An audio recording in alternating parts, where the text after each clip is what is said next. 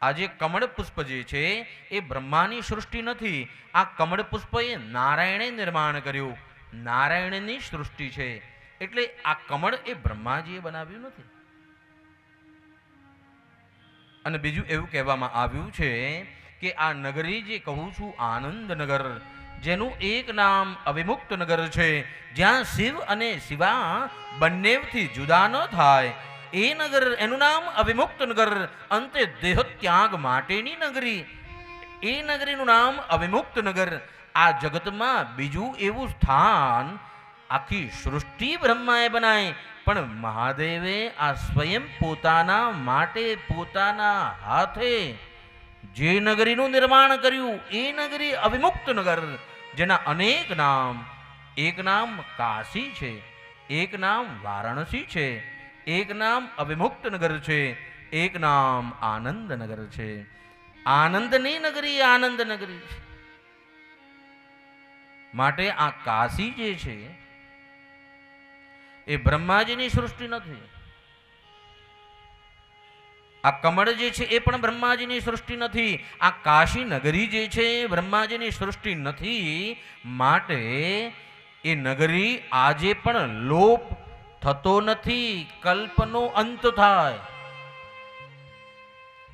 આ જગતમાં બધી વસ્તુનું નિર્માણ થાય, એનું વિસર્જન થાય, પણ આ જગતમાં આ નગરી જે છે અવિમુક્ત નગર કાશી ધામ, એ ધામનો ક્યારે પણ વિસર્જન નથી થતું. એ ભગવાન મહાદેવ થકી નિર્મિત છે.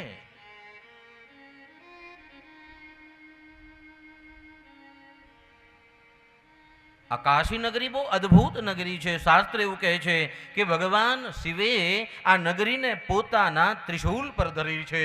આ નગરીનો આકાર કેવો છે? આ નગરીનો આકાર ખપ્પર જેવો છે. અને ખપ્પર કેવું?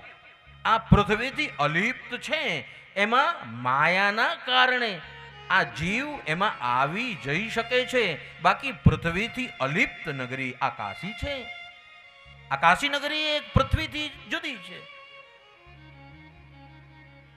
માટે શાસ્ત્ર એવું કહે કે ત્યાં આગળ આજે પણ એવા ઘર છે જેમાં અંતિમ વેળાએ દેહ ત્યાગ માટે જીવો રહેવા જાય છે.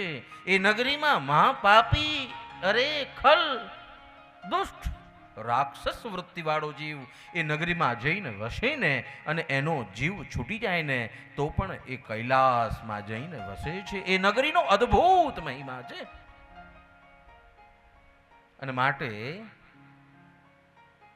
એ નગરીમાં પણ તીર્થમાં જવું, કથા સાંભળવી અને મહાદેવનું દર્શન કરવું. કાશી વિશ્વનાથ મહાદેવ એક વખત જો તમારી પર નજર નાખી દેશે ને તો તમારી આખી 71 પેઢીની સુરત બદલાઈ જશે. અદ્ભુત એવી નગરી એ કાશી નગરી. ભગવાને પોતાની આ સૃષ્ટિ પોતાની ઈચ્છા પ્રમાણે બનાવી. બ્રહ્માજીની સૃષ્ટિનો લય થાય, બ્રહ્માજીની સૃષ્ટિનું નવું સર્જન થાય, બ્રહ્માજીની સૃષ્ટિનું વિસર્જન થાય, પણ ક્યારે પણ સમાપ્ત ન થનારી આ નગરી એ કાશી નગરી છે. આ કાશીનો અદ્ભુત મહિમા છે.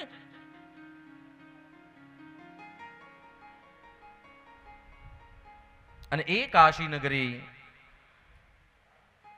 એ દિવ્ય નગરી જે ભગવાને ત્રિશુલ પર ધરી છે, એ દિવ્ય નગરીની અંદર ભગવતી જગદંબા અને મહાદેવ ત્યાં વાસ કરે છે. એ નગરીમાં સ્થિર બને છે.